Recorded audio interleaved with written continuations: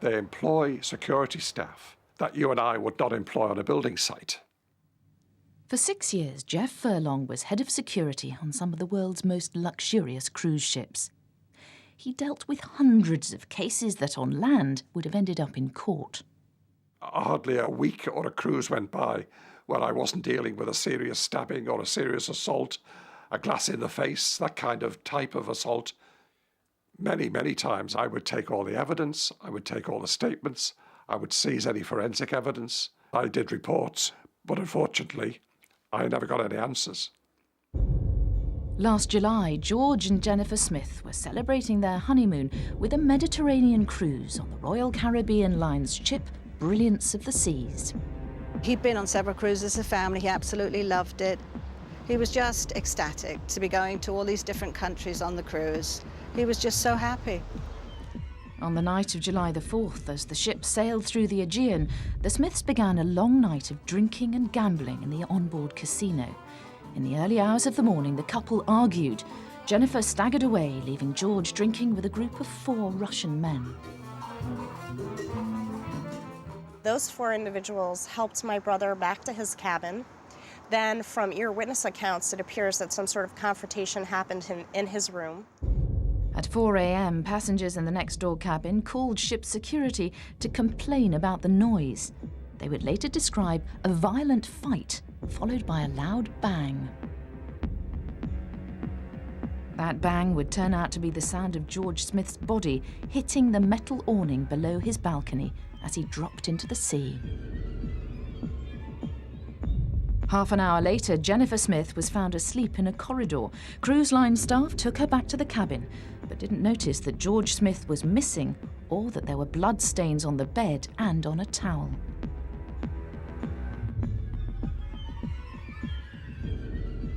At 8:30 a.m, blood was discovered on the awning below the cabin balcony. The captain ordered a search of the ship and called in local police, but it took until nearly 2 p.m, 10 hours after George Smith fell or was thrown overboard, for a sea search to be ordered. Even though they knew about the blood on the overhang, that should have been an indication to them that he went in the water and they should have called the Coast Guard, but instead they did the search of the vessel. Although Turkish police came on board, key witnesses, including 2 of George Smith's drinking companions, were never interviewed. They've handled my son like he was a missing piece of luggage. You know, you've got a schedule, you've got to keep to that schedule, and he was an inconvenience on their ship.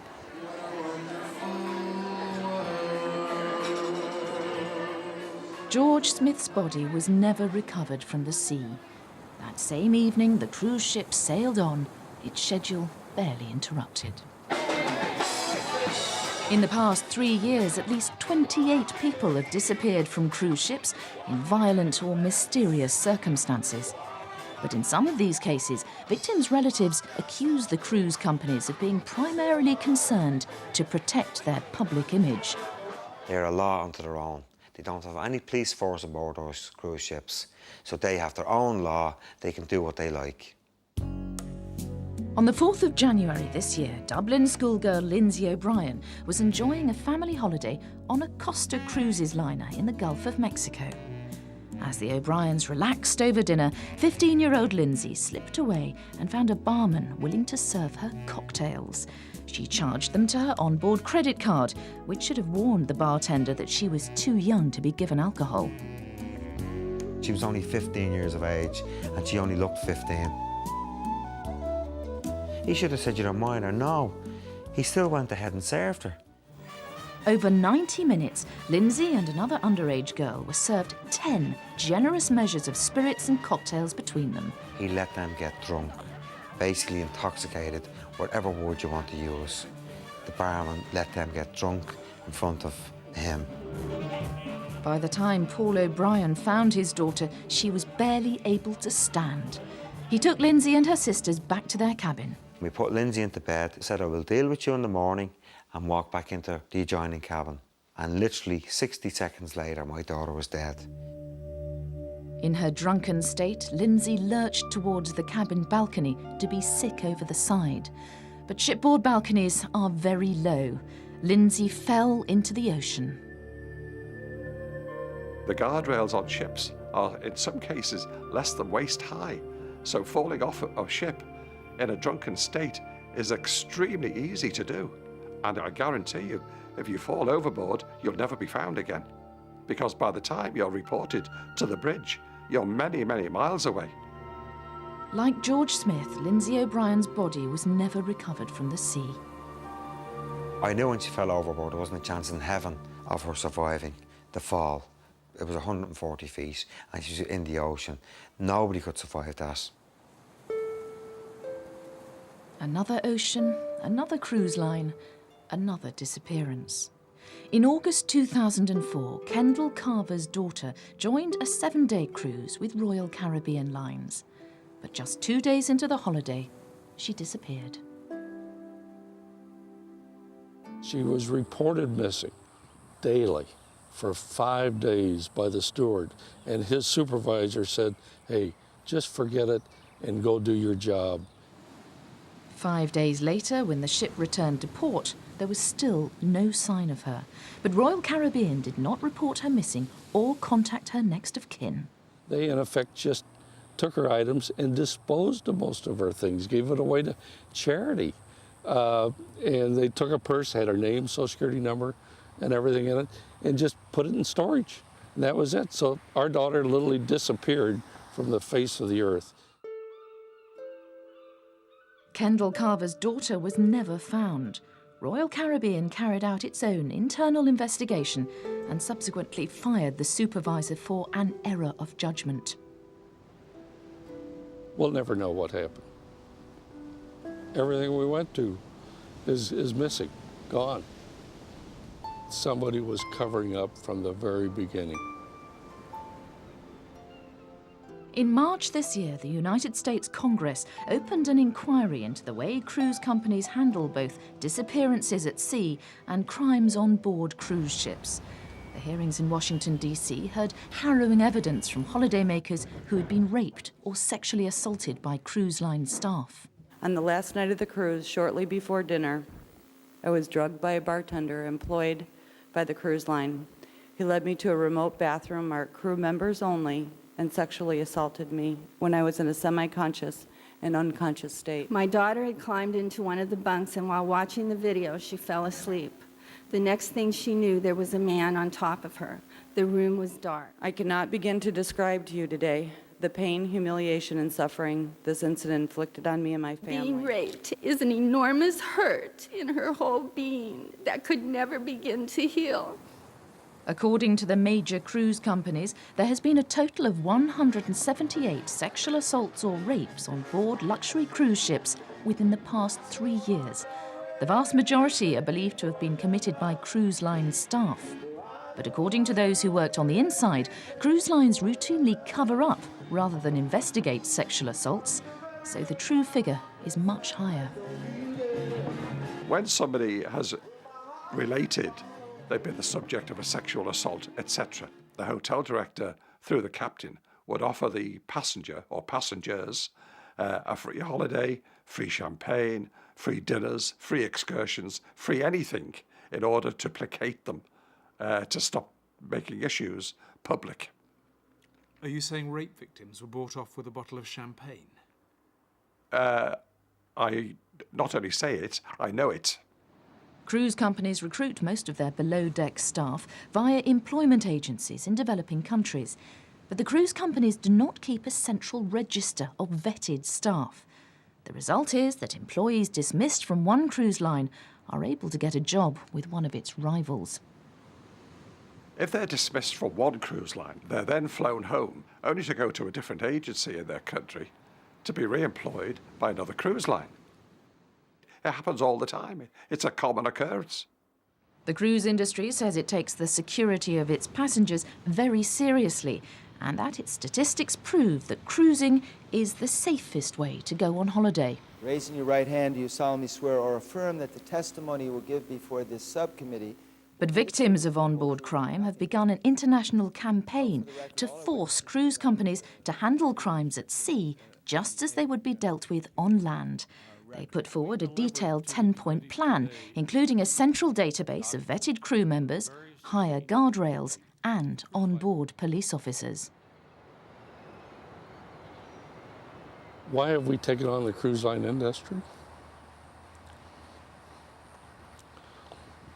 Somebody has to do it. Somebody has to say, enough's enough. Lindsey died through being served a massive amount of alcohol. How would you feel if you lost one of your children? It's indescribable. We have to get to the bottom of what's happening on these cruise ships. There's an enormous amount of crime on the high seas. Somebody has to stop it.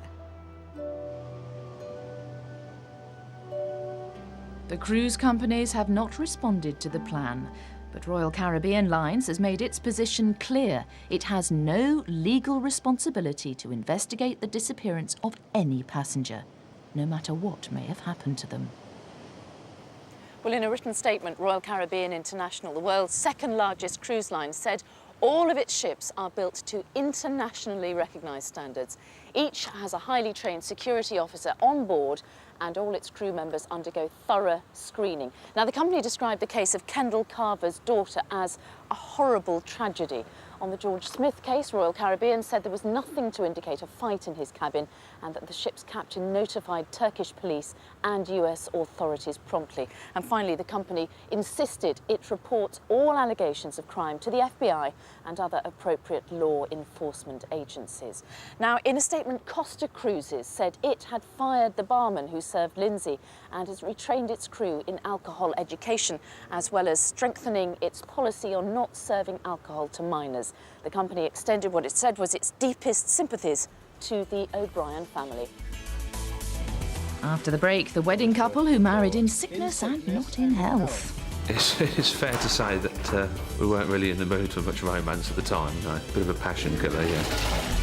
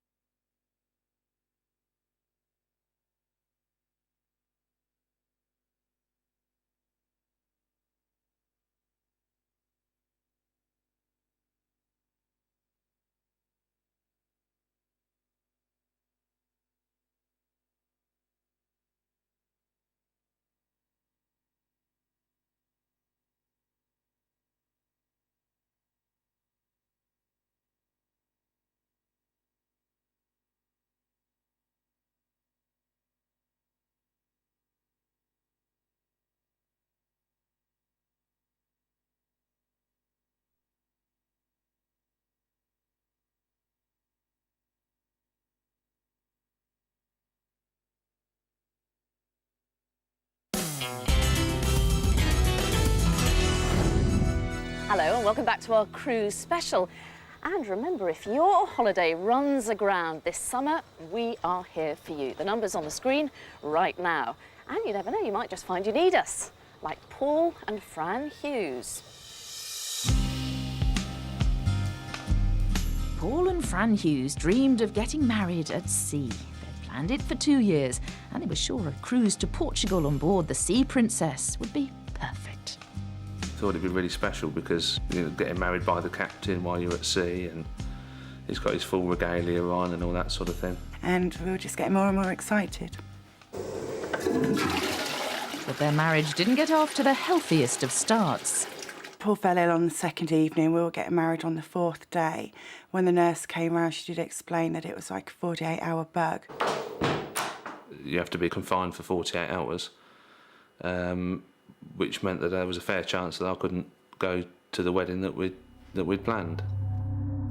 Paul had been struck by the norovirus, but how did he catch it? Was it from here? Or maybe here? We don't know. Norovirus is invisible. It can live for some time on surfaces, but it needs your body to breed.